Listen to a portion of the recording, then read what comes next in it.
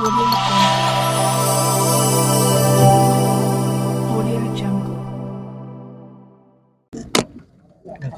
धन्यवाद।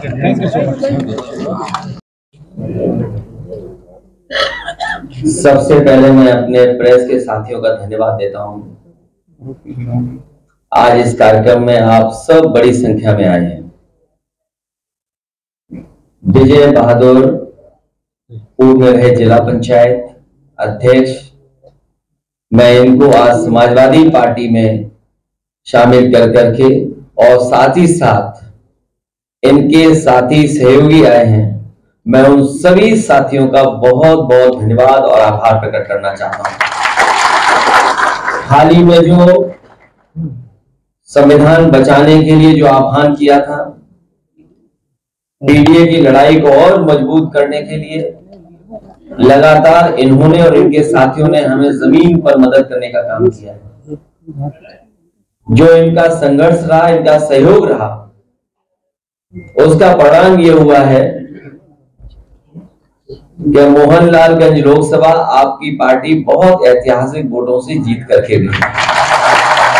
न केवल इनके साथियों का सहयोग हमें लखनऊ, मोहनलालगंज आसपास के क्षेत्र मिला है, बल्कि बाराबंकी और आसपास के क्षेत्रों में भी इनके सहयोगी साथियों ने बहुत ईमानदारी के साथ समाजवादी पार्टी और इंडिया गठबंधन और पीडीए की लड़ाई को मजबूत करने का काम किया है। मैं इन सभी साथियों को बहुत बहुत धन्यवाद देता हूं। हमें उम्मीद है कि आने वाले समय में इनके साथी सहयोगी और समाजवादी पार्टी के साथ मिलकर के समाजवादी आंदोलन को और मजबूत बनाने का काम करेंगे। हाल ही में जो सरकार फैसले ले रही है, ये सरकार जो आपस में लड़ रही है, इनके फैसले भी जल्दीबाजी के हैं।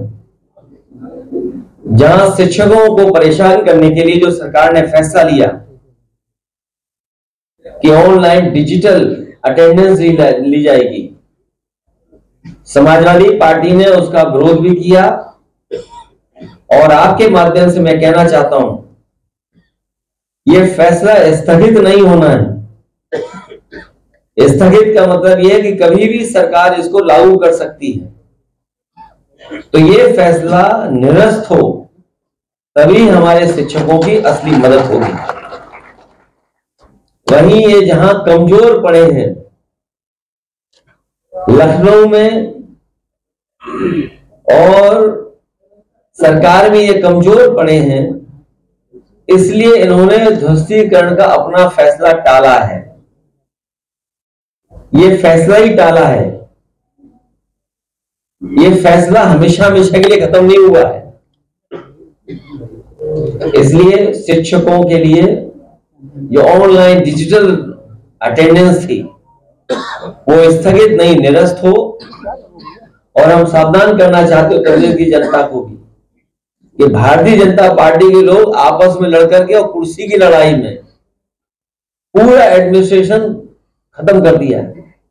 जहां इन्हीं के विधायक, इन्हीं के लोग आरोप लगा रहे हैं कि भ्रष्टाचार चल रहा है। हम लोगों ने अखबारों में पढ़ा है कि मुख्यमंत्री खुद स्वीकार कर रहे हैं कि बड़े पैमाने पर दलाली चल रही है।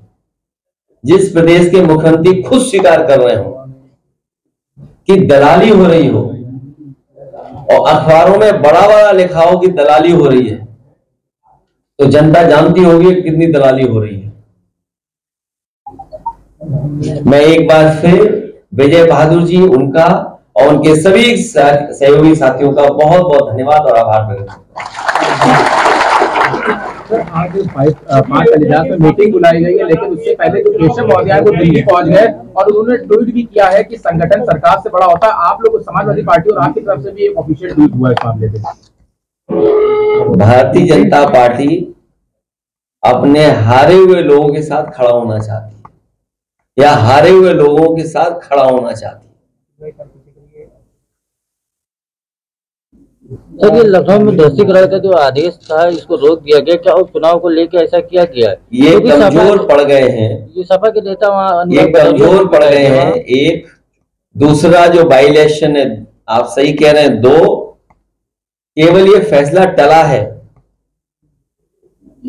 अध्यक्ष जी, जिस तरह से अयोध्या मिल्कीपुर को लेकर आने वाले दिनों में प्लान क्या है, क्योंकि आपने तुम्हें क्यों प्लान बता रहे, तुम बीजेपी का आदमी हो?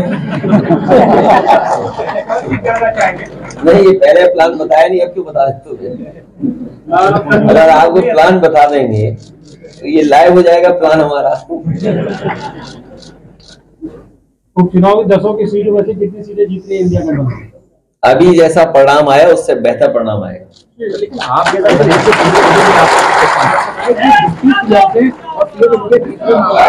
आज जो मीटिंग थी उसमें दोनों डिप्टी सीएम बुलाए नहीं गए, एक डिप्टी सीएम दिल्ली में मीटिंग कर रहे हैं, तो क्या कोई फेरबदल? कुर्सी की लड़ाई में जनता बहुत परेशान है।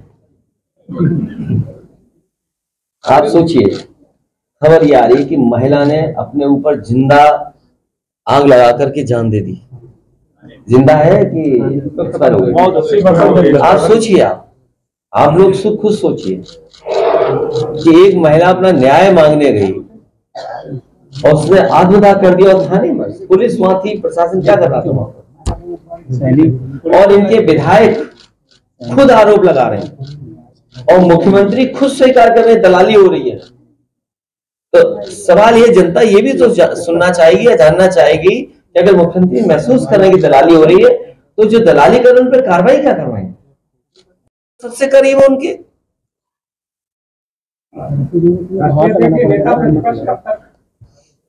अब सदस्य से आप नहीं तो आपको बना देता।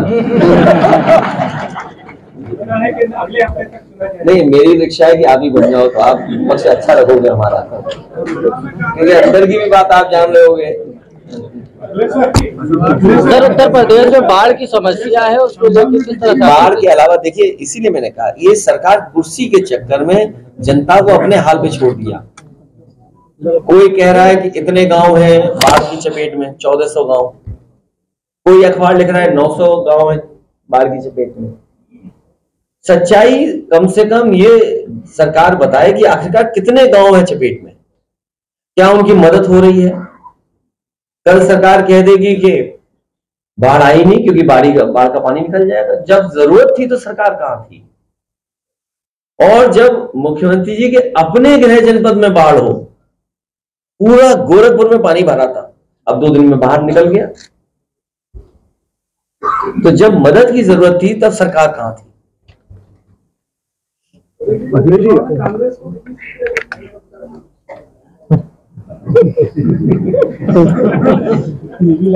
आप कहो तो सब दे दें, क्योंकि सरकार तो बननी नहीं है। अगर कोई सरकार बननी है बताओ, अगर आपकी इच्छा हो तो हम पूरी दे देंगे। जाइए। जी, आज तक की खबर का असर हुआ पंतनगर, रहीमनगर में? ये आपका असर तो हुआ होगा, लेकिन असली असर हुआ है जो सरकार कमजोर हुई एक, और सरकार घबरा गई कहीं जो संघर्ष है कहीं बढ़ न जाए। समाजवादी लोग लगातार संपर्क में थे, रविदास जी लगातार संपर्क में थे, पीछे बैठे हुए लोग दोनों संपर्क में थे। और आप तो हीरो निकले ही, मुझे सुनने में आ रहा है, लेकिन उन्हें ये नहीं पता होगा कि आज तक को पैकेज कितना मिलता है। तो इसलिए ये सरकार कमजोर हो गई, इसलिए फैसला टाल दिया। क्या जो पहले जिन लोगों का घर उजाड़ा था, ये सरकार मजबूत होती तो इनका भी उजाड़ देती घर। तो किससे फैसला लिया था घरों को हटाने का? कौन लोग थे? क्या मुख्यमंत्री खुद थे? तो अब तो मुख्यमंत्री कह देंगे हम नहीं थे, अधिकारी थे। सरकार खुद फैसला ले रही थी, और फिर उस सरकार से क्या उम्मीद करोगे जिस सरकार ने सबसे देश का सबसे अच्छा रिवर फ्रंट खराब किया हो? गोमती रिवर फ्रंट है, वो देश का सबसे अच्छा रिवर फ्रंट होता है। उनसे कोई उम्मीद करोगे? नाले पर रिवर फ्रंट बना रहे हैं। रिवर फ्रंट बनता है रिवर पर, नाले पर नहीं बनता है। आप मुझे ये बताओ, उस नाले का पानी साफ करने का क्या इंतजाम है सरकार का?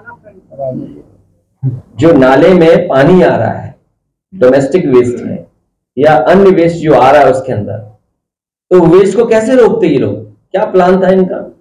इनके पास कोई प्लान नहीं था, केवल गरीबों को उजाड़ना चाहते थे ये लोग। और हो सकता है कि कुछ बिल्डरों से मिले रहे हों ये लोग, क्योंकि इधर सब बिल्डर उन्हीं की तरफ चले गए। ठीक है, थैंक यू।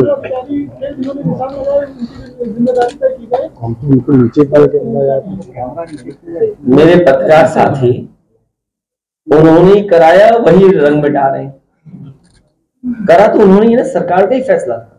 ये अधिकारी फैसला इतना बड़ा नहीं ले सकते हैं, ये सरकार का फैसला था। ये आप इस तरह बात को मत हटाइए।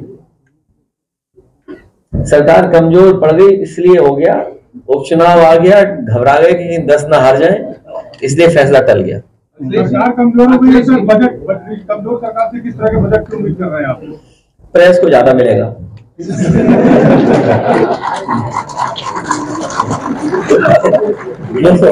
प्रेस को कितना मिलता है?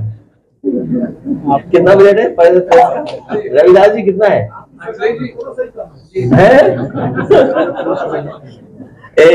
इतना सच मत बोलो हमारे। अगर ये सही है, इस अखबार को बीच बीच में कम मिला है। ये इतना सच बता रहे हैं। बजट पे कुछ बोल नहीं, अब बजट पे जब आएगा तो बोलेंगे। अभी सर एक बात बताइए, नहीं, हमारा देखिए ऐसा है, बजट पे तो केवल एक ही पक्ष है। बजट का केवल एक पक्ष है कि जब ये देश की सरकार ये कहती है कि 5th लार्जेस्ट इकोनॉमी बनने वाली है और बहुत जल्दी 3rd लार्जेस्ट इकोनॉमी भारत की हो जाएगी। उसमें उत्तर प्रदेश जो अपना सपना देख रहा था कि $1 ट्रिलियन की इकोनॉमी होगी, तो उसके लिए दिल्ली सरकार ने क्या सहयोग किया और दिल्ली सरकार ने क्या मदद की? पहली बात कि हमारे उत्तर प्रदेश के मुख्यमंत्री जी ये कहते रहे हैं कि उत्तर प्रदेश की $1 ट्रिलियन इकोनॉमी कर देंगे। उसमें दिल्ली सरकार की क्या मदद थी, कितना सहयोग किया? और फिर जो ग्रोथ रेट चाहिए यूपी को, वो 35% की चाहिए। तो उस 35% ग्रोथ रेट के लिए क्या मदद किया दिल्ली सरकार ने? और फिर दिल्ली सरकार ये बताए कि पर कैपिटा इनकम क्या है लोगों की। अगर 5th लार्जेस्ट इकोनॉमी है और 3rd लार्जेस्ट इकोनॉमी बनने वाली है, तो प्रति व्यक्ति आय क्या दुनिया के उन देशों के बराबर होगी या हुई है कि नहीं हुई है? बस, वरना ये सब आंकड़े हैं जनता को धोखा देने के लिए। Thank you. बहुत धन्यवाद हमारे प्रेस के साथियों का।